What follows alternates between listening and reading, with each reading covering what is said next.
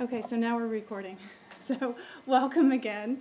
I'm Ellen Carey, and this is Molly Riley. And we're going to be showing you all sorts of Google tricks. And there are 3 URLs on the bookmark that I passed out. When we post this online, we'll include those URLs, links to those URLs too. Those websites give you an expansion of some of the things that we're going to talk about and some additional tricks. And so you don't feel like you have to write everything down that we talk about. There will be a way to get to most of those things on other websites. So let's see. First of all, I'm curious how many of you have used advanced search in Google before? Just a couple. Okay. You guys are in for a treat. You may notice there used to be a little link to advanced search over to the right of the search screen. It was really tiny, so people often overlooked it, and now it's not there at all. But there are ways to do advanced search tricks within the search screen here, and I'll also show you how to get to that advanced search screen. For those of you who have used it before, it would give you sort of a list of ways that you could limit your results, and you still can get to that page, so I will show that. And throughout what we're showing today, oops, let me get my cursor in the right place. We will find a few things that Google calls Easter eggs, or we call Easter eggs about Google. Fun little tricks. Google has a sense of humor. If you type in certain things, this one is askew. You can see the screen is sort of tilting. We're going to probably come across a few of those as we go along. Did any of you see the Let It Snow one last December? You type in Let It Snow, and snowflakes would start coming down on your screen. And you could move your mouse, and it was like you're brushing off a windshield that had snow on it. So those are called Easter eggs. Fun little tricks. So a couple things that I want to emphasize before we get started. One is that these are going to help you target your search results, these tricks, but you still need to evaluate the websites that you find, obviously. It doesn't guarantee that you're only going to get excellent information. It just means that you're going to be doing a more targeted search for specifically what you want. And the other thing I wanted to point out is you can see right now that I'm logged in with my Pipeline account. Now that we all have Gmail accounts through Pipeline, and the college is going to be moving completely to Gmail, you'll often be logged in when you do a Google search. And so that has a few implications for your searching. It means that Google knows you and is going to be targeting search results towards your habits, towards what you've looked for in the past. And so the results that I get when I'm demonstrating might be different from the results that you get. So there's a couple things you can do. One is if you're in Chrome browser and you go to the File menu, you can open an incognito window. This, I did some testing, I didn't realize this, but this still remembers my search history, but it's not going to include whatever I do right now in my existing search history. So if I want to sit down with my 12-year-old niece and help her find information on Katy Perry, then I can do that in an incognito window, and it's not going to be entered into sort of my habits. I'm not going to start getting tons of results for Katy Perry next time I go and search for something that I'm interested in. So that's one thing you can do. You can also, from the settings page, oops, let me just, sorry, go to Google. And, oh, I'm actually going to log out.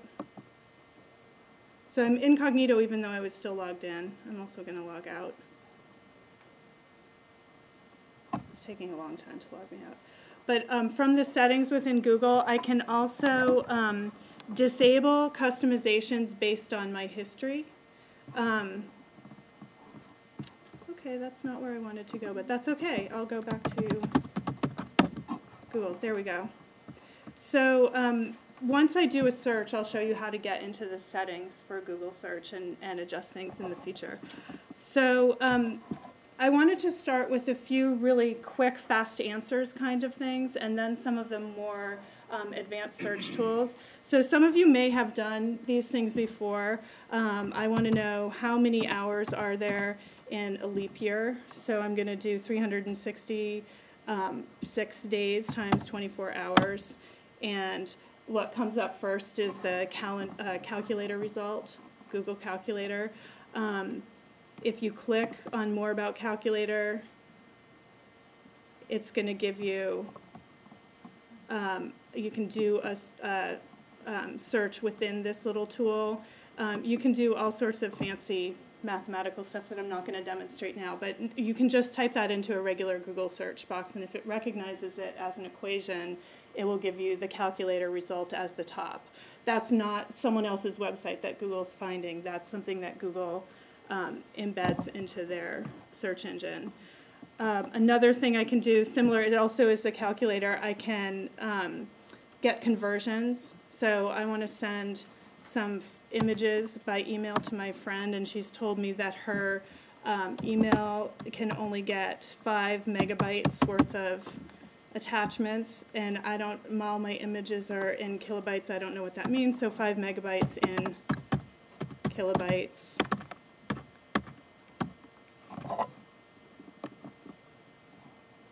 And the calculator tells me how many that is right there.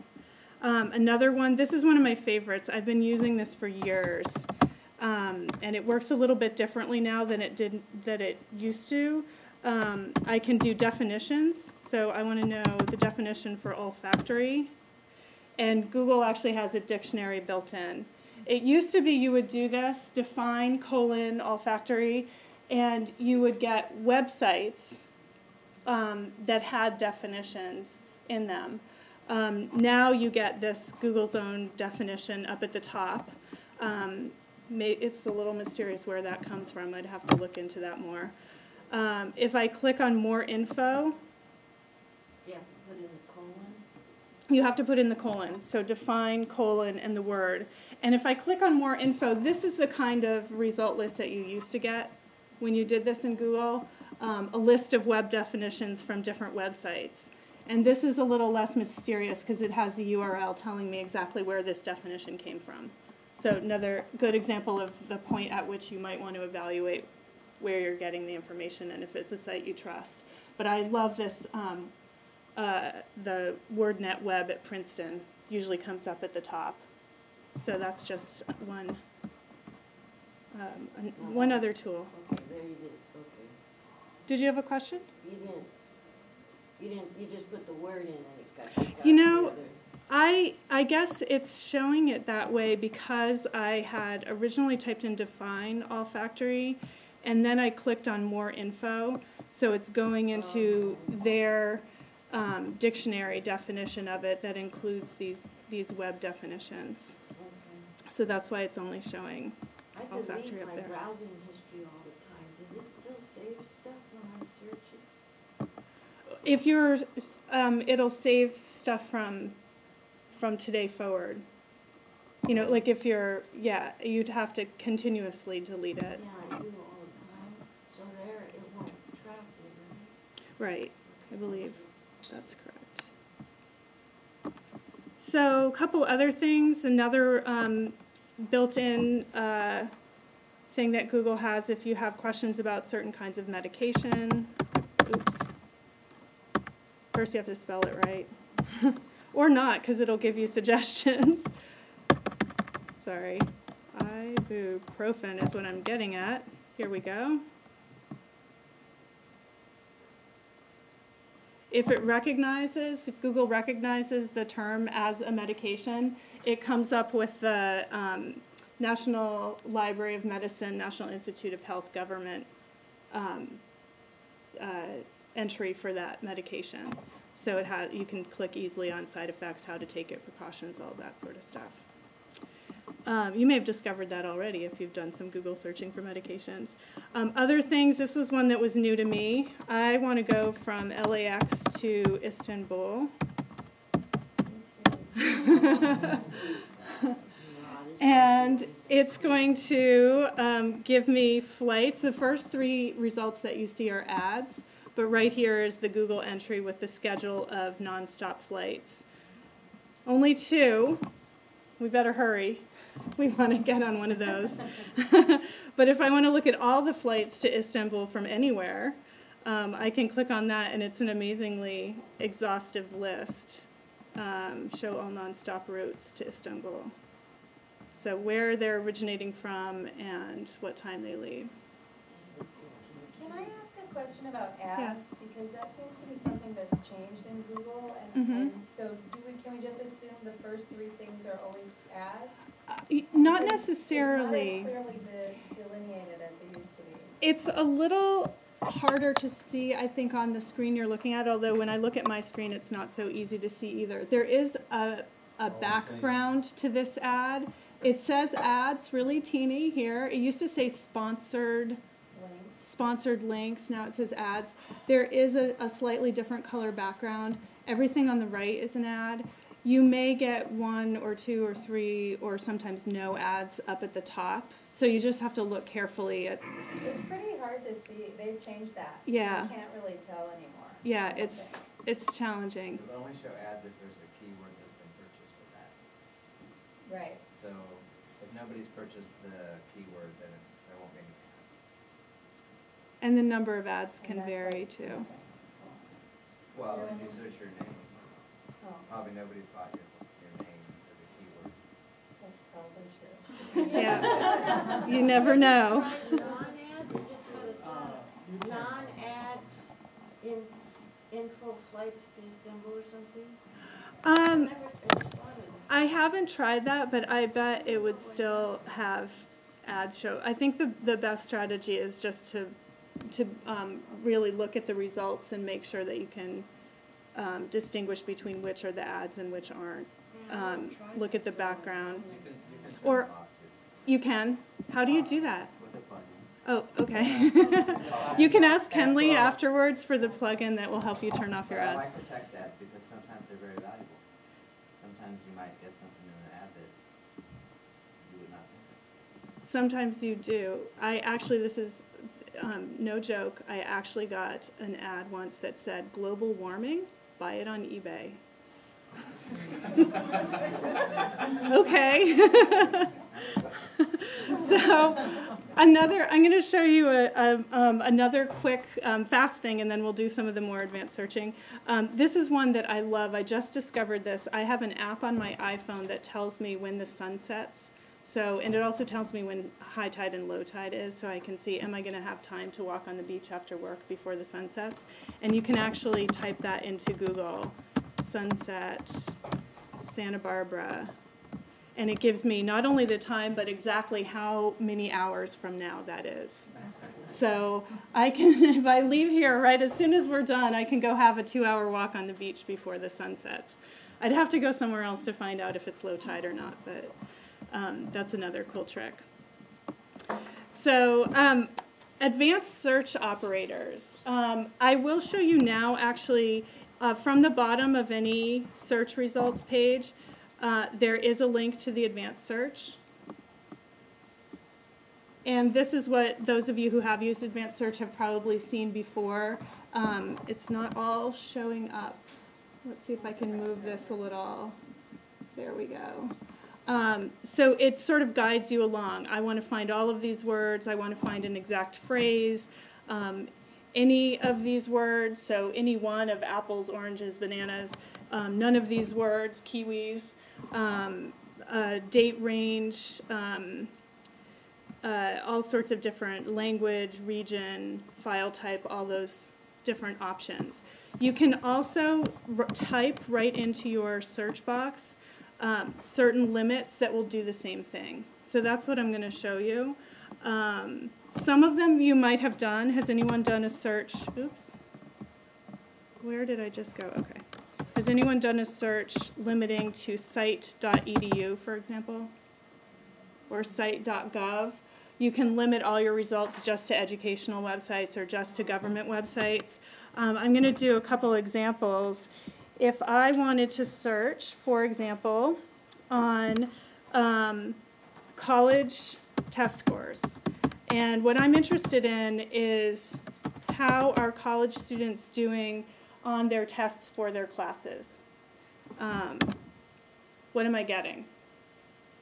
Mostly SATs, tests to get into college, so it's not really relevant to what I want. I have over 66 million results, and they're not what I really want. So there are ways that I can narrow that down to specifically what I want. And so I'm going to say I'm interested in words that college and words that have the same meaning. So it might be university, might be higher ed. If I put a tilde, the little squiggly line in front of college, it will get different words that are synonyms for college. I'm also, just for good measure, going to put test scores in quotation marks. That's going to find both of those words together in order. And I'm going to say I don't want SATs. So I'm going to put a minus in front of the SATs. And I also want things only from the last few years. So I'm going to say 2008, 2 dots, to 2012. So that's going to get college, university, higher ed, test scores, but not SATs, during this date range. And so you can see I'm down to 38 million. I still have quite a lot.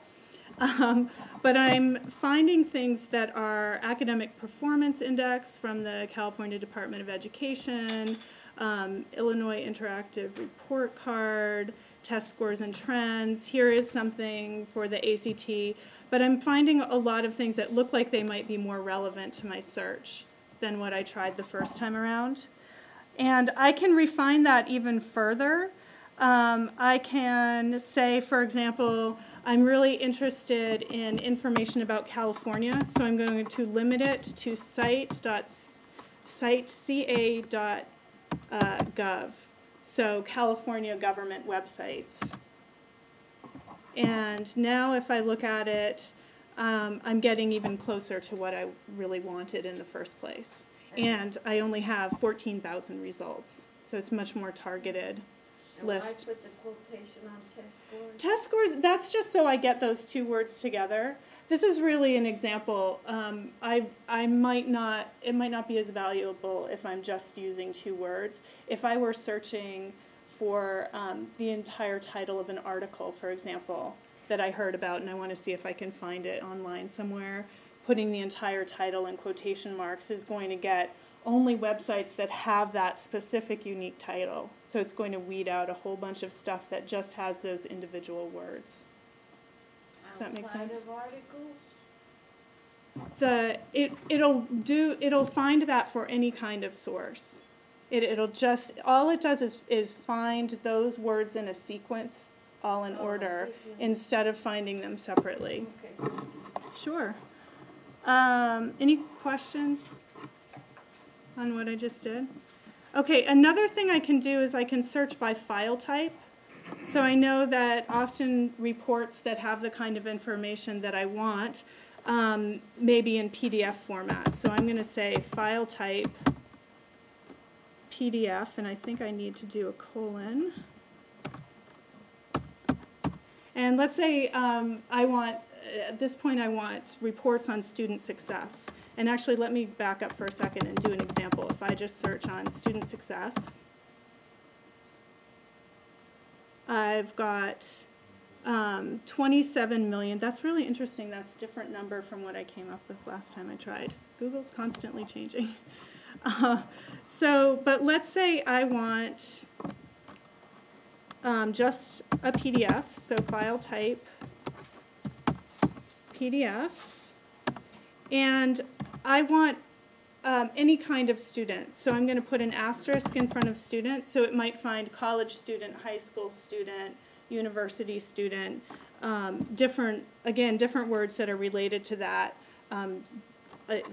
Always with the word student, but there might be a certain kind of qualifier for student in front of it. And then I'm going to say in the title of this PDF, I want the word success. So I don't just want the word success somewhere in this whole document. I want it in the title of the document. So I've narrowed it down from, what were we at, 27 million to 696,000.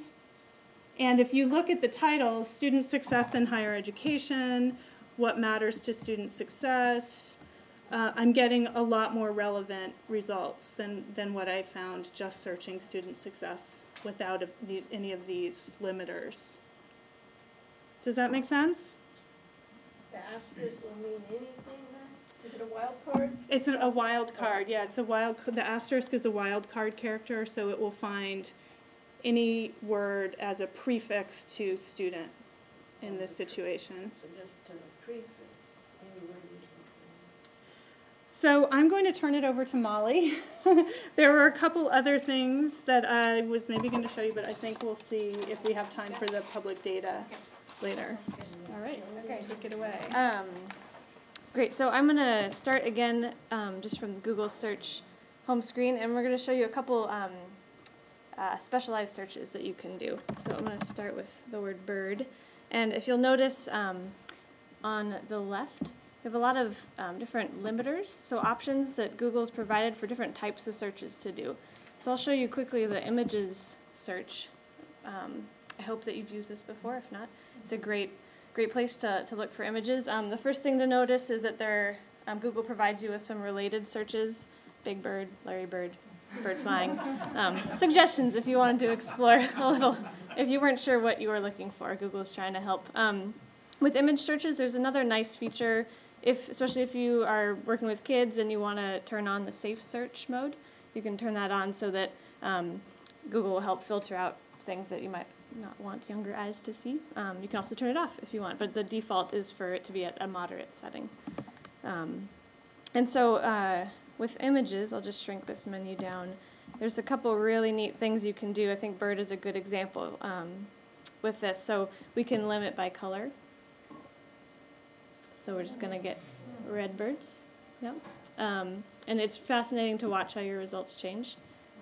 Not as many purple birds in the wild, I guess, so a lot more drawings. If we stick with red bird, we can look by subject, and Google will break it down for you: eagle bird, parrot bird, duck bird. And they're all still kind of red. Hawk bird, there's Tony Hawk. Okay, interesting. Let's take that off, go back to all results. So you just kind of play with the limiters on the left. You can also find images by size, large, medium, an icon. You can say, I really just want to find something that's 350 by 350 pixels. I have a very specific thing in mind. So then we're narrowing down even further. Okay, and you can kind of get rid of the limiters that you've used by using that X at the top. And then the last thing you can do is also by type of image. So I want a line drawing of a bird. I know, it's awesome. I want it to be blue. And yeah, so you get all kinds of interesting results that way. So that's a lot of fun. Always there, you just got to keep. Yeah, you just kind of explore and poke around and see what comes up. So another specialized search that I like, or that I think is useful, is the video search. It's also, again, on the right, little limiter. So I want to find videos of Simon and Garfunkel. We get the left. I'm sorry. Thank you. Limiters are always on the left. And let's say I have 20 minutes before class or work, and so I want to find a long video. So you can limit by length. You can find a good 20-minute long or more concert of Simon and Garfunkel singing. Maybe I'm interested only in. Most of the results you see are YouTube videos, but they have an option to limit by the source of the video. So let's say you wanted to find videos that were on Amazon.com and get rid of all the YouTube videos. You could do that by using those. And that you can't customize this yourself. Google provides those for you, but like Ellen showed you, while we're in the video search, we could do Simon and Garfunkel site YouTube.com. And that'll search. And I'm still at the 20-minute long videos, so I'm not finding as many. Or actually, I think I'm a little messed up here. But anyway, that's just another thing to integrate into the video search. Any questions about that? Image or video searching? Okay. Another really great one that I'd like to show you is using Google News to find news articles. So I'm interested in what's going on in Syria. I'm going to look on the left. I'm going to click News. And what I really like about this is the way they provide kind of related articles for a specific title. So if something strikes you, you can say, okay, yeah, I'm interested in the UN envoy. I'm going to look at what other articles are related to that from other sources. And they break it down pretty nicely. How long ago it was posted, what the source is right below the title, and even a little timeline here of sources that are covering stories on that topic. So it's really interesting to see, kind of track news events. Another great thing that you can do with news articles is you can limit by date. So I just learned this while I was preparing for this session, but if we give a custom range, let's say we're doing research on Syria in the 1950s or something, you can take a look at what is out there. So I'm going to limit for the whole range of that decade, 1959 for Syria. And we're going to get some things from the 50s, some newspapers. So here's something from the Miami News. If you open that up, these are, I believe, things that have been digitized from Google or from somebody at any rate. So there's a great wealth of historical information that you can find using Google's news. It's Google. It's Google does the digitization, yeah. So it's a wonderful resource, especially for students if you're encouraging them to use primary sources, letting them explore Google and customizing the date range for news articles as well. So would it just be newspapers from past things? You wouldn't get articles from books? Or Probably not. I think when you're in the news limit, when you're limiting your search to news, it's mostly restricting it. right. Yeah, and it's Yeah, never starting from perfect, news. but yeah, that's the main one. Okay, any questions about that? We're getting down to it. Ellen, do you have a lot more things we could say? Do you have a preference for which one? I think the trends is good because that also Okay. shows some of the data Yep. and maybe something about Google Scholar. Okay. So we've been mostly showing you what you can do from the main search box. If you look at the top of any Google search screen, you're going to see a list for more tools. So if you click onto the even more, they list dozens of different types of tools that you can play around with. They're all worthwhile, I'm sure, in some context. So we've been showing you some of the specialized searches with images and things, but I encourage you to explore these on your own and use them to your advantage. Google Trends is really interesting to try out. It's kind of like a little like news, but it'll give you kind of visually a representation of how popular that topic has been in internet searches during a particular time. So you'll notice I searched Tunisia the beginning of 2011. There's a huge spike in interest on that topic. What is also interesting to me is I don't know what happened in June of 2006. That's kind of funny. So I'm going to go back to my news search. I'm going to go looking for Tunisia again. And then what suggestions do you have? What should I do to find out what happened in 2006? Yeah, so do.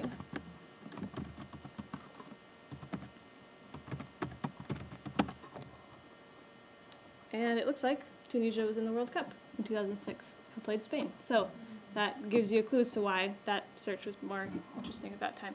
You can actually export the data from this if you want to. You can do that. Where is it? I'm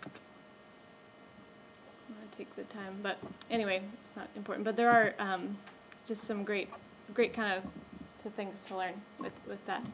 The other one that we would like to show you is Google Scholar. And how many of you used Google Scholar before?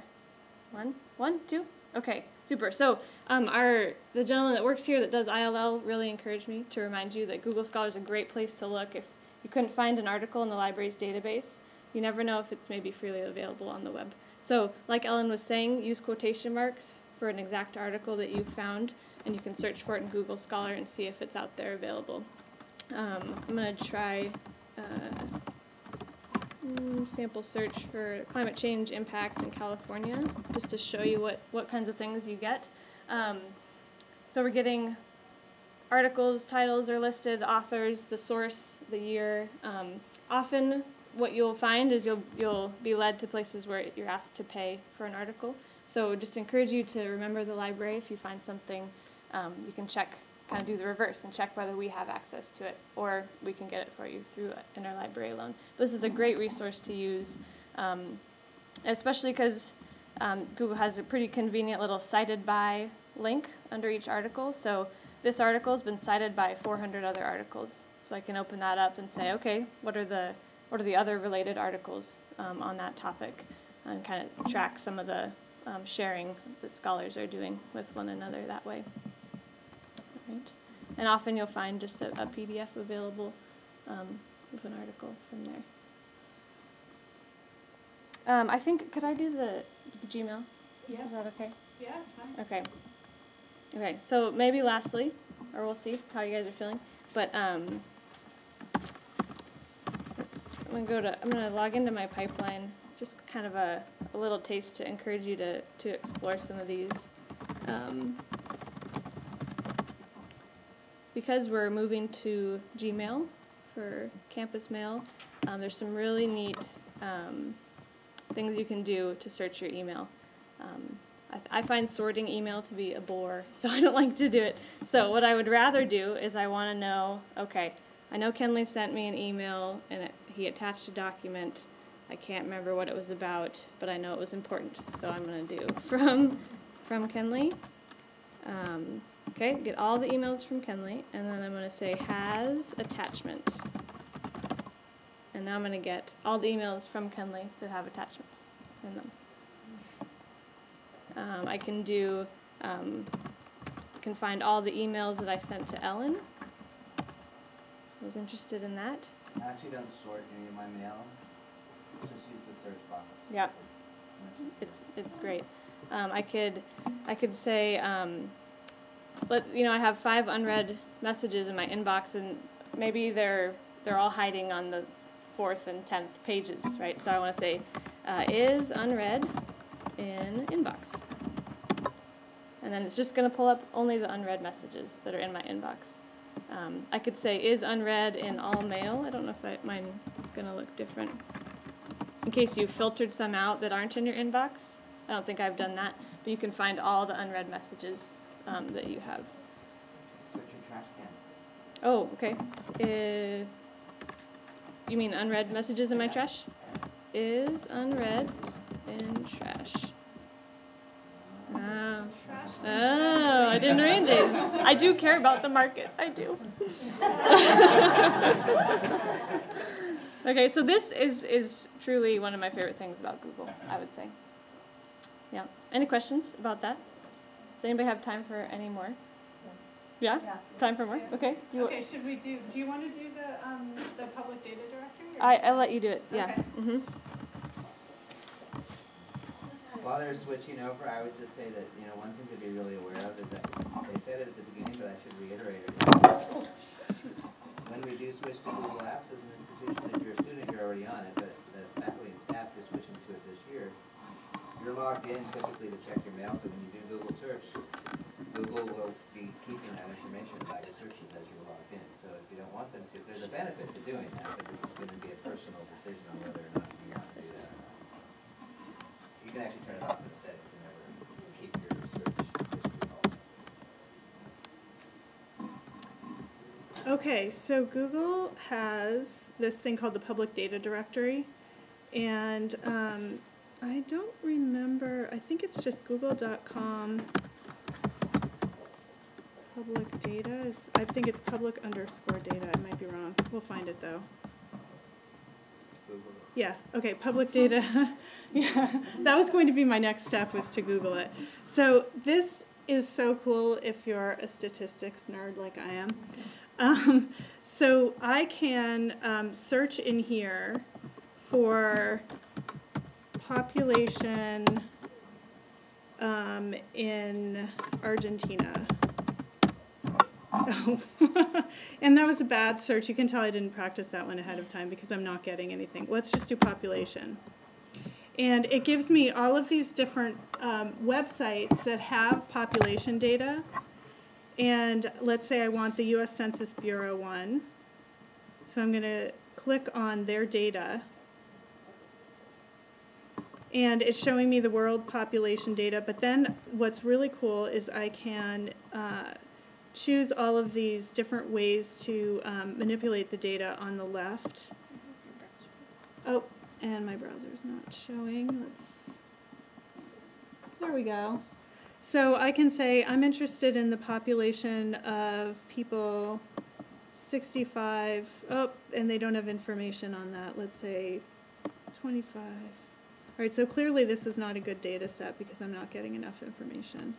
So we're just going to clear that age limit.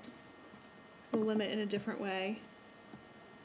Maybe we're interested in comparing the increase in the world population to the increase in the population in Angola or wherever. So you can build a graph according to just the information that you want from these different data sets that are available on the internet. They're just What, the same. what's that? You click on China. Sure. You're in Oh, I'm in Africa, thank you. I do know where China is.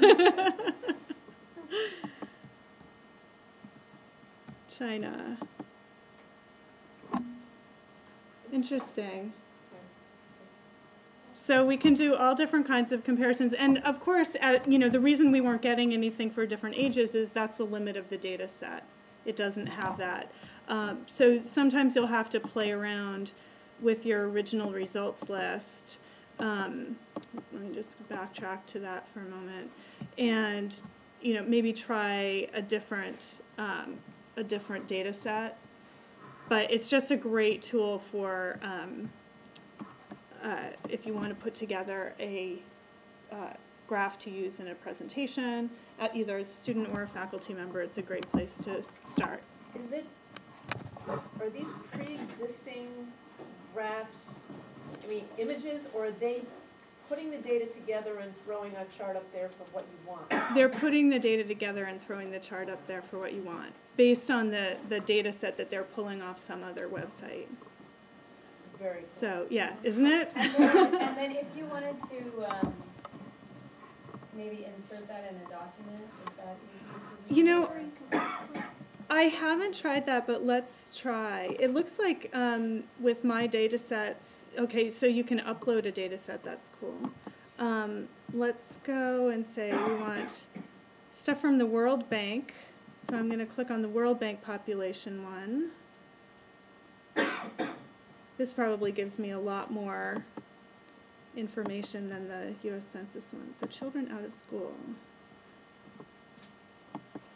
Nope, it's not giving me what I wanted. Let's just go back to... Okay, so here's one.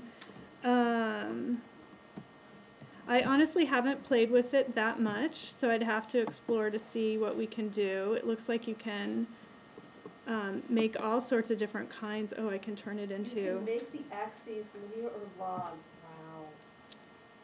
Yeah. Look at that.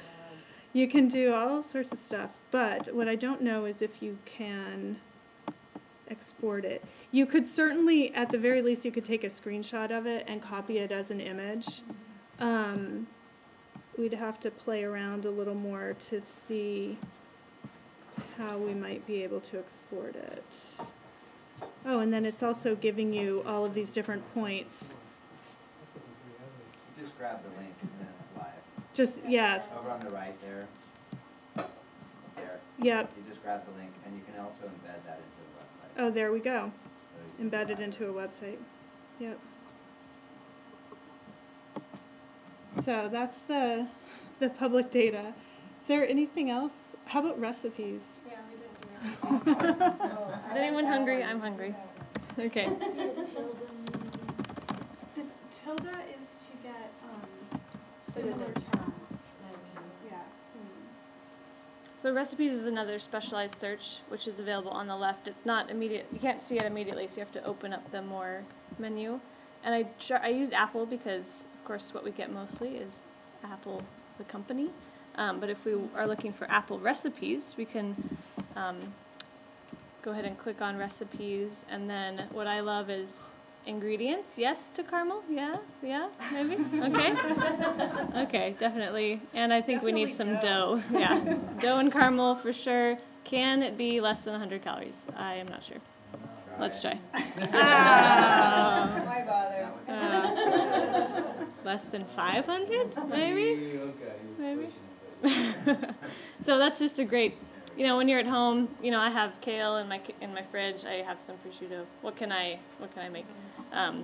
Maybe you want to find recipes that take less than 15 minutes because we're all busy, right? So it's just a really great way to play around. Oh no, nothing with caramel apples and Maybe dough. there's something at the Apple Store. Yeah. So that's a really fun one. Go home tonight and make yourself something nice for dinner. I'll show one of the other advanced search tricks. Now that we're on apples, let's say I'm going to look for apples, oranges, bananas. Oops, I need to get back to everything.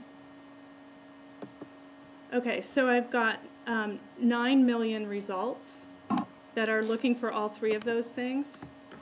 If I use a vertical, what is this character called? The vertical slash or whatever. That's an OR. So it'll find, in this case now, 8 billion results. Anything with apple or orange or banana. So that's a great demonstration of the dramatic difference between those two searches.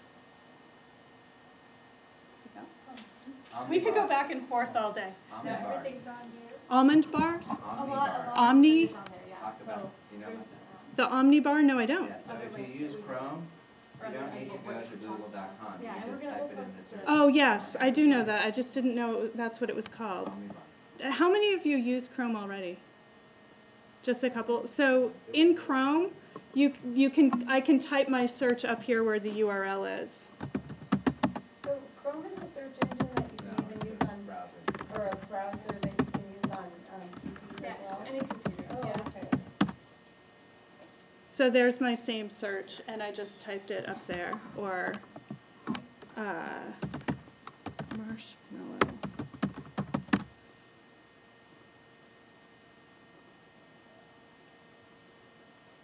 So I do that all the time. I didn't even know what it was called, Kenley, because I use it so often. I never needed to know. Yeah. Is that an L that? Marshmallow recipes. That was an L that you. It's a line, a vertical line. Yeah, but what, how did you put it? What key? It's shift and left-facing. It's above the left-facing slash. It's a shift and a slash.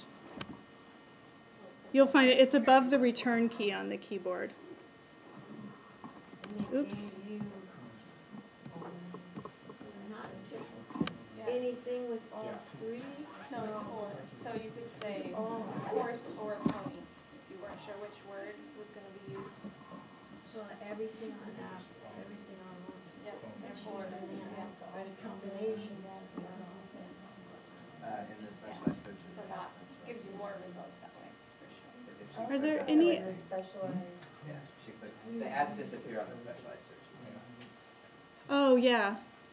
Although we had Apple show up on the recipe, the Apple Store, show up on Maybe the. nobody's bought marshmallow. No one's selling it. US government sites. Yeah, let's try that again. See if we get Apple again. You use the colon in a lot of different. Oh, it's not showing up now. Way there. Maybe if I do just one apple. Yeah, there we go. And all these are And a recipe with one apple like, from the Apple Store. you don't even need Any other questions? Do you have one? Now, this only works on Chrome or does it work on the? All of the search strategies that we've shown work wherever you find Google. So whatever browser. What works only on Chrome, there's a couple things actually. The Chrome has the incognito window. That's something so that you don't have your search history for that search tracked. Firefox has it too. Oh, Firefox has it too. Okay, It's not called that. it's yeah. What's it called in Firefox? Private browsing. Private browsing, incognito window, same thing. But what Chrome has that I think is unique to Chrome is if you type into the URL space, type your search, it will search Google. Yeah, some other browsers, like Firefox, if we open up Firefox, will have a search bar up to at the right of the address bar, and you can choose, like in this case, this one does search Google. You can choose which search engine you want it to search. You can do that with the Omni Bar too. I did not know that either. You can do it with the Omni Bar. So, but I just find it easier to remember.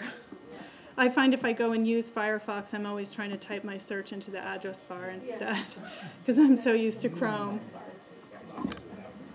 And one thing that I do a lot, just to reiterate the Omnibar, is I will go sbcc.edu career center. And so you can search a site, even if I spell it wrong. Sorry, career center. There were Yeah. 2 R's instead of 2 E's. Yeah. So then you can, with that Omnibar, say, I know I want to find something on SBCC's site, type the site, and then the search terms that you want to use. Yeah. So, anyway. And you had a colon after is also, right? It's is colon. Yeah, That's for the in the Gmail. mail. In Yeah. Gmail. Okay. It's unread. Get that all? Any other questions for us? Shopping? For shopping? Any There, tips on shopping? shopping is a specialized search as well. So on the left, that's an option. We're still askew here, but oh yeah, I have another Easter egg to show at the end. but yeah, you can use the shopping, and you'll get images, prices, and then the place where you can purchase. And then also a little nearby. Oh, Macy's, that sounds good. Where can I find stores? It'll take you to nearby stores. Here. Put in Jeffrey Campbell, Oxford. For products. Like that? I forgot the P. Campbell. We spelled it right. Did you mean, they know what you're after. Yeah. Do those look And nice where? to I you? want that white one. This white one? Yeah. At That's Nordstrom? really cute. At No, Nordstrom? they're all sold out in my Oh, size. shoot. Well, lots of options. That's such a popular site. So an Easter egg to leave you Yeah, with? one other thing that I didn't mention, well, actually it's sort of two things. Google also has a voice search, this little microphone. Has anyone used that? That's really great if you're, I wouldn't recommend doing it while you're driving anyway, but if you don't want to be using your hands to search, you can do it with the voice. And also, I didn't mention that usually search engines do not respond well to natural language. So if I ask the search engine a question, it's not going to give me as good results as if I take the key words, the most meaningful words from that question and type my search. But this is an exception. Any Hitchhiker's Guide to the Galaxy fans? Yeah. What is the answer to life, the universe, and everything? 42. That's an Easter egg because it shows up in the calculator. So I can tell most of you do not know this. To get that. You have to know the book to appreciate this, but that's another. That was awesome.